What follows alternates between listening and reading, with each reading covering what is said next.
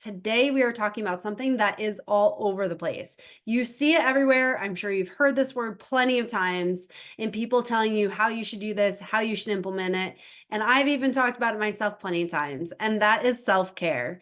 And what I thought was important to bring to you today is, what is self-care? What truly is self-care? Now, it may seem like a very self-explanatory thing, but what I have seen advertised as self-care really is self-avoidance.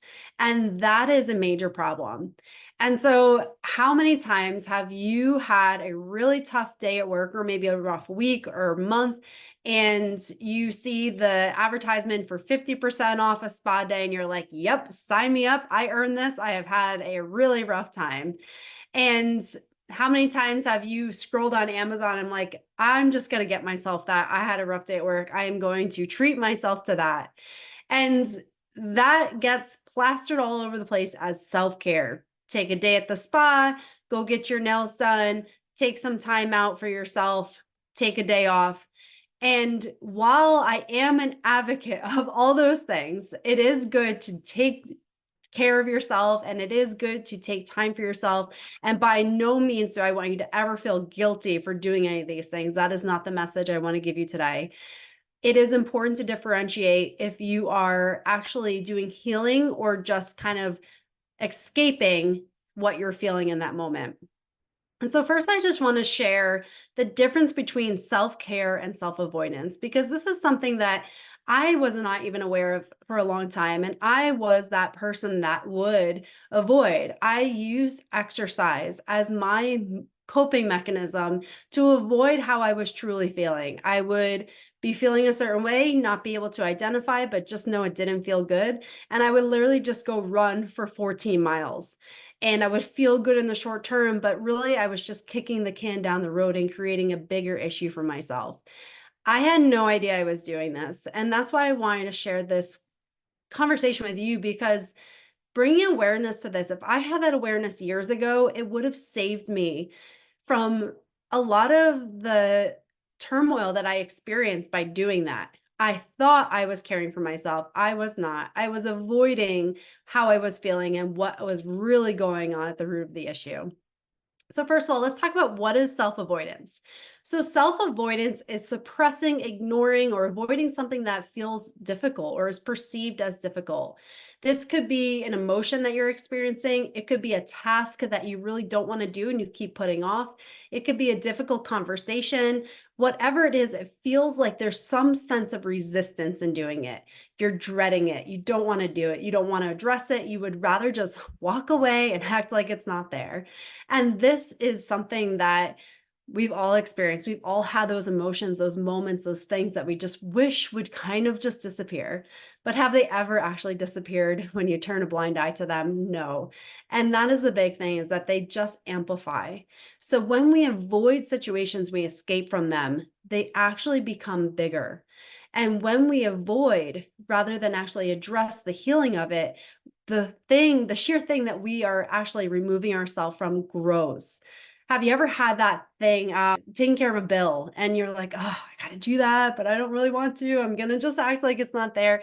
And then it's always in the back of your head. And then the dread around it just gets bigger and bigger. And you know it's still there, but you have to address it.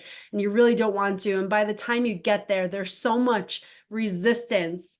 And you muster up everything you have to actually address it or deal with something that was going on. And then you do it and you're like, oh my gosh, that wasn't as bad as I thought it was going to be. Okay, it's over. I'm glad. I don't know why I put myself through that. That's how it happens, is that we have these things that are really truly become resistant in life. And if we turn a blind eye or we ignore them or suppress them, they only grow. And when we do activities that are self-avoidant, they are a lot of times the short-term gain for a long-term consequence. So when I'm talking about like a spa day, like I said, a spa day by itself is not bad. But if you were doing it to avoid something, so say you had something that was pressing and you knew you had to take care of it, you knew you had to deal with it, but you maybe were using days at the spa or just getting away, or like I was doing, running to avoid it, the problem only grew. So in the short term, yeah, while you're running or while you're at the spa, you feel good, but then you get back and it's right there again, that dreadful feeling. And so that is important to address, because a lot of times things like taking a day at the spa or taking a day off are portrayed as self-care.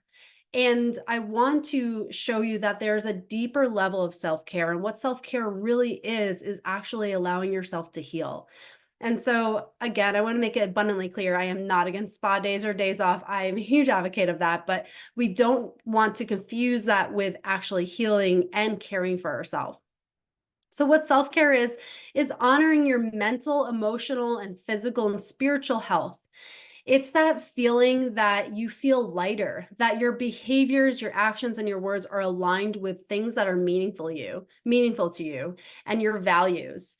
When you are doing self-care afterwards, you feel lighter, you feel energized, you feel more connected to yourself and more at peace.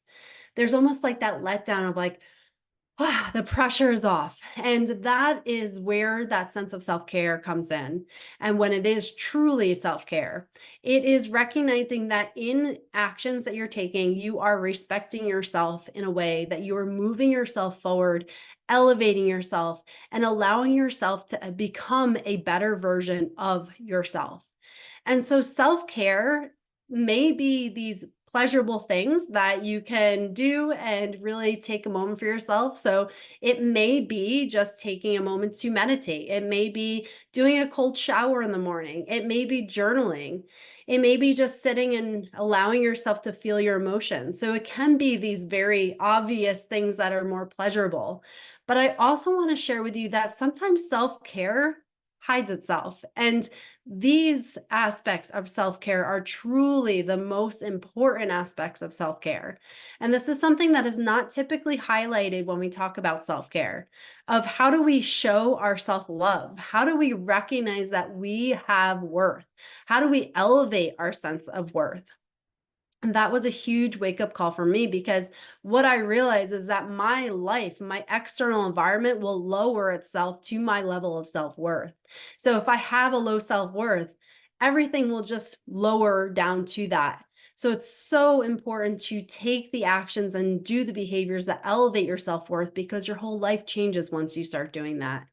And when I'm talking about some of those maybe harder and more difficult things to do that are truly self-care and are really the bigger bang for your buck, are those moments that you show up for yourself when maybe you don't want to and there is a resistance. So it may be setting the alarm to get up out of bed and go for that morning walk or do yoga. Maybe it's the times that you advocate for yourself, that you speak up for yourself when it feels so uncomfortable, but you feel like you had to say something because you know you're worth it. Self-care is when you put in the extra work because your goal is so big and you know you are destined for greatness and you're willing to do what it takes. That is self-care, because you are doing it for yourself, for your betterment of yourself. What self-care are the times that you say no, the times that you say no to people and you say yes to yourself. You say no to the things that are draining you in your life, and you allow yourself and you give yourself permission to feel elevated and to preserve and increase your energy without letting it being taken by other people. That is truly self-care, recognizing your worth. Self-care is when you seek out support from others, when you are maybe independent, but you recognize that, in this moment, I need help. And that's okay. That is truly self-care, when you recognize that maybe some things are greater than what you can handle at this moment, and that you are so worth it that you will seek out the assistance to get through this tough moment in your life. Self-care looks like when you recognize what you're willing to stand for and what you're no longer willing to accept in your life. And this is such a big one when you start to set some of those boundaries of like, I can no longer accept being treated like this, or I am willing to accept these greater things in my life. That is recognizing yourself, elevating your worth, and truly caring for yourself, because you're no longer accepting things that lower you or keep you held or stuck. And that is self-care. Self-care goes far beyond the things that are often discussed as self-care, which are the spa days, which are the walk and getting some sunshine. While those are amazing, and I am a huge advocate of doing those things, we have to recognize that self-care is not always butterflies and sunshine and happiness and pleasurable. Self-care sometimes looks like it is challenging. Sometimes it is challenging to speak up for yourself. Sometimes it is challenging to say no to somebody. Sometimes it is challenging to set boundaries that need to be set. But those are the deepest levels of self-care, and recognizing that you are worthy of doing those things. And that is what I wanted to share with you today, is that there can be a huge misconception about self-care. And that, first of all, it's not about running away from the things that you need to address. It is actually standing up and facing some of your fears and going after it. So I want you to recognize, are you truly caring for yourself, or are you avoiding yourself? Are you escaping some of the things that you don't really want to face that feel uncomfortable? Or are you taking them head on and recognizing that I am worthy of doing this and showing up for myself day in and day out? I am worthy of having elevated energy. I am worthy of more. That truly is self-care, when you are doing it based out of knowing what you're worth, rather than avoiding things that feel uncomfortable. So I wanted to share that because this was such a huge eye-opener for me in my life. And then I recognized for years I had literally run from so many things and just avoided that, thinking I was caring for myself in that moment, and I truly wasn't.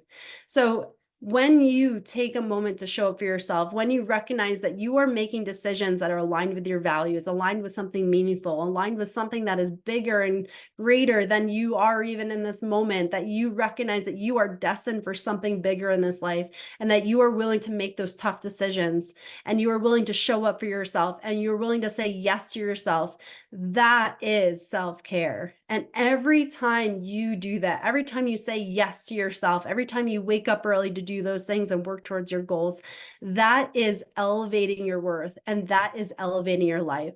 And they all work in relationship with each other. And that is where you want to be. You want to elevate your worth, recognize that you are worthy of more, and that self-care truly is elevating yourself and recognizing that you are destined for something great.